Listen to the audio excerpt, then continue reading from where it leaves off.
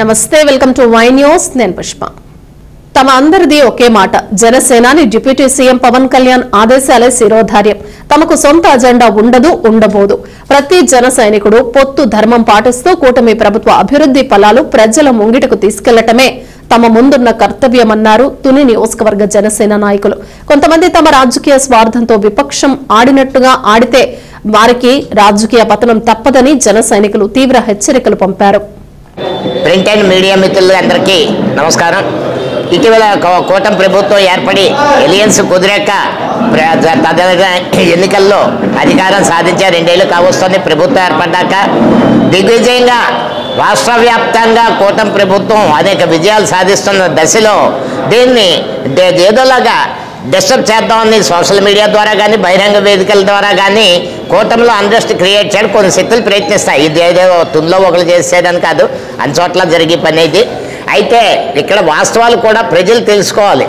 తుని నియోజకవర్గం యనమల రామకృష్ణుడు గారి నేతృత్వంలో యనమల దివ్య గారి గెలుపు కోసం జనసేన పార్టీ ఎంత పటిష్టంగా పనిచేసిందో వాళ్ళకి తెలిసిన విధంగానే సముచితంగా మార్కెట్ యార్డ్ వైస్ చైర్మన్ మా దేపల్లి బాలాజీ గారి సతీమణికి ఇచ్చారు, 3 డైరెక్టర్లు ఇచ్చారు, పిఎస్సిఎస్ మెంబర్ ఈయనకి ఇచ్చారు, ఇంకా ఎన్నో ఇచ్చారు. మరి ఎందుకే ఇవి చాలవా అంటే ఇంకా మొత్తం నియోజకవర్గాన్ని చేస్తే సరిపోతుందేమో నాకు తెలియదు. మా పట్ల అయితే నిన్న నాకు రోడ్డు శాంక్షన్ అయ్యి 6 నెలల బట్టి ఇబ్బంది పెడుతుంటే నిన్న వెళ్ళి మా స్వామిని తీసుకుని వెళ్ళి అడ్రస్ చేస్తే తక్షణం 4 రోజుల్లోపు రోడ్డు పూర్తి చేసి నాకు ఫోన్ చేస్తారా, రోడ్డు వేరే వాళ్ళకి ఇచ్చామని అడిగారు. ఇంకేం కావాలి మనకి? మాకైతే మా వ్యక్తిగత ఎజెండా ఏం ఉండదు, కేవలం పవన్ కళ్యాణ్ గారి ఆదేశాలు పాటించడం, కూటమిని నడిపించడం. చిన్న ఇబ్బందులు ఉంటే వాటి ఐనాయకత్వాన్ని తెలియజేసి సరిదిద్దుకోవడం.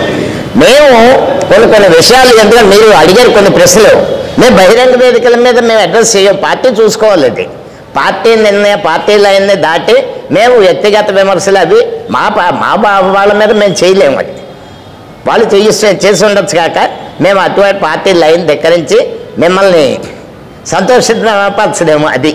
అది మాత్రం దృష్టిలో పెట్టుకోండి. అది మాత్రం జై హింద్.